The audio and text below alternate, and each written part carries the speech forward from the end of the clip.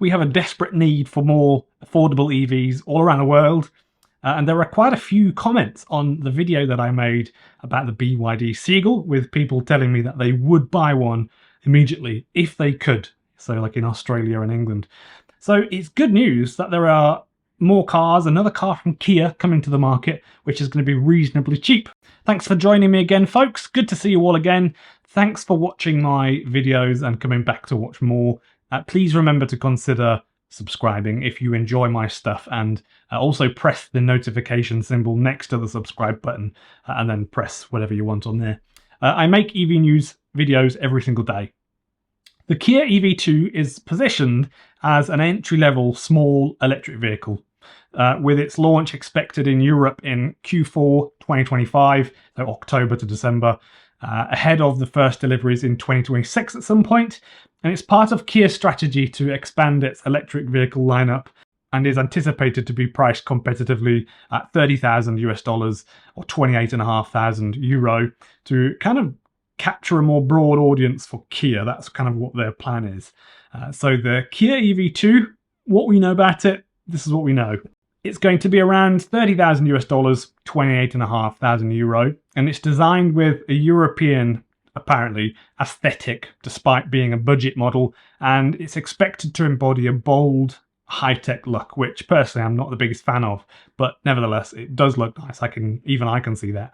It's set to be smaller than the Kia EV3, signifying its importance for Kia's European operations.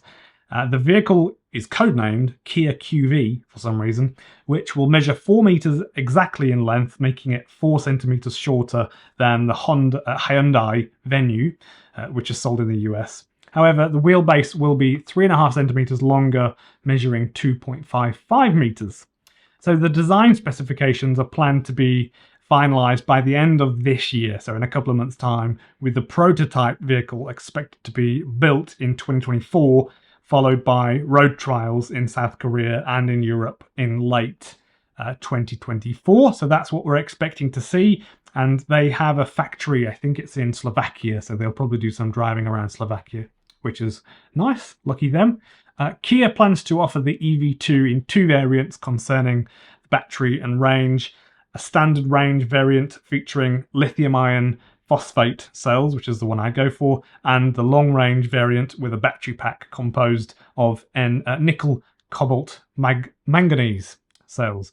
So we actually don't have numbers on the capacity yet or the range. The production of the Kia EV2 is set to take place at Kia's facility in, I think they call it Zelina, Slovakia, which is with an annual production of 350,000 units, and Kia aims to manufacture 80,000 units of the EV2 small SUV at this facility in Slovakia. So not a limited run of 200, as I saw someone put in a comment. The Kia EV2 is expected to compete with vehicles like the Jeep Avenger, which you may have heard about in another video. I'll put that below. It is interesting, does look good. The Peugeot E2008 or the Volkswagen ID2 in Europe for the European market, and that reflects its position as a compact EV for, as they say, urban environments. I think this might actually do quite well.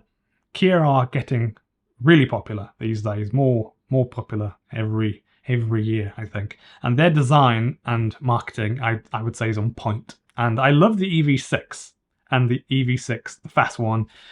It's too expensive for me personally, but I love the look of it and I think it's stunning. Remember that in 3 days' time, the BYD Seal launch event is here in Australia. It's only an online one, so no more Cheeros for Benny.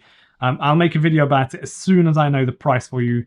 One thing is for sure, it will sell very well. It really, really will. So BYD have sold already lots of the BYD Dolphin, and they're catching up with Tesla, I think, with their overall sales in Australia, catching up slowly. So I bet Tesla are getting a little bit concerned about the next era of EVs, whereby they actually have to compete and use their wits more so than they have with other companies for the first time, even though they do make great cars, and I'm sure they'll do all right. The new Model 2 Tesla will be here quite soon, which is going to be something like 40,000 Aussie dollars when it arrives here in Australia. And then we've seen EVs absolutely smashing out of the park in Australia. There were basically none 5 years ago. Now I see them every day, loads of them. I see, wherever I go here in Brisbane, I see Teslas, BYDs. I've started to see MG4s every other day now. And BYD's Atto 3, it's really, really nice, especially in red. I really like that car, but I just haven't bought one because of it. The blue interior. If they had a black interior, I probably would have bought one, to be honest. I really, really would have. And I also think that when the new Model 2 comes to Australia and this new Kia and, you know, the new Honda and the other cars that are reasonably priced, I genuinely think there will be that extra element of competition among the brands.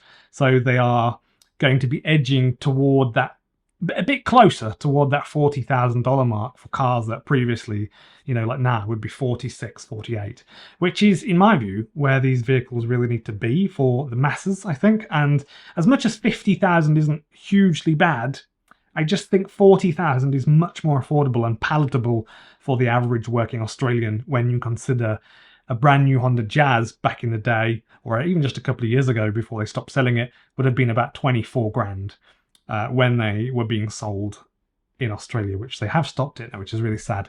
And that, I think, was a splash for some people to buy a $20,000 car.